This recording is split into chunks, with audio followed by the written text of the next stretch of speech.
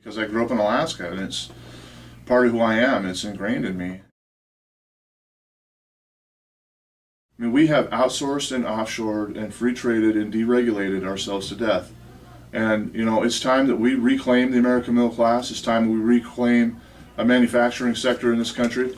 It's time that we make the case that Alaskan extracted natural resources are the progressive choice in the global marketplace.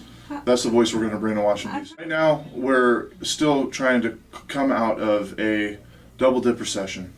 And so in the short term, I think there's some room there to keep the tax cuts extended maybe for another year. Fair share actually means lots of different things. It's important that Alaska is able to receive its fair share of federal oil royalties for federal oil extracted off federal land in the state of Alaska.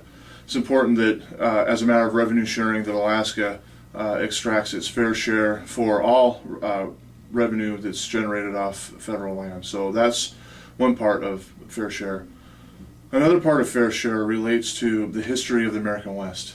And when you take a look at Alaska as a young state, I'll also sometimes mention that Alaska deserves to be developed as a matter of equal footing.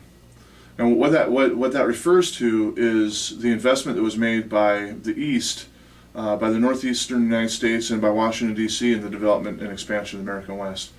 And there was a time in this country when the Transcontinental Railroad was a railroad to nowhere, when the Hoover Dam was a dam for no one. We've got strong labor policy and strong environmental policy in this country, in many ways as we ought to. But we enjoy goods and services that are produced in a global marketplace under conditions that we would never allow in our own country. Yet the shoes you and I are both wearing come from these places. It reminds me of having a smoking section on an airplane.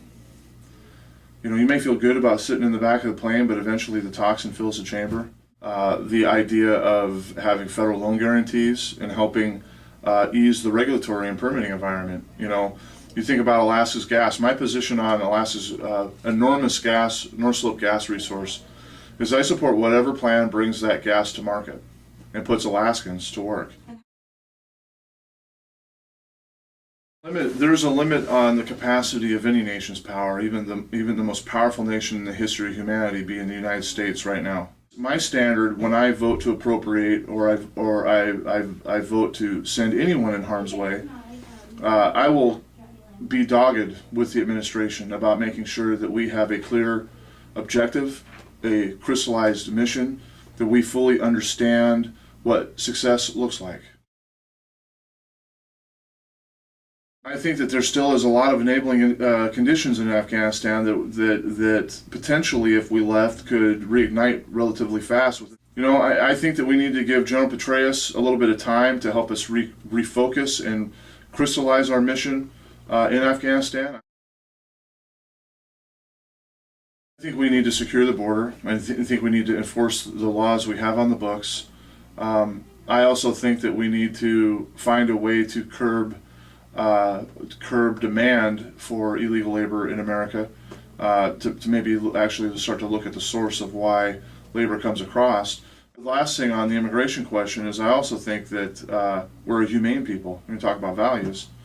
I think that putting together buses and mass scale deporting 12 million people is a huge task. I mean, I don't think that's something that we would do as Americans.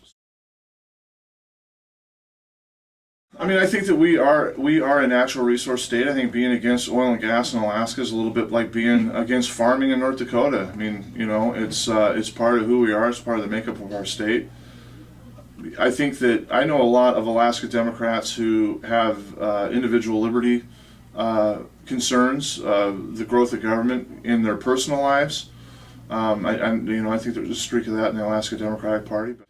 The standard person might believe this is a Republican value. I don't believe that. I think this is a universal value that just makes common sense, that decisions that are made closest to the local level are oftentimes the best decisions because people have a situational understanding of the reality on the ground.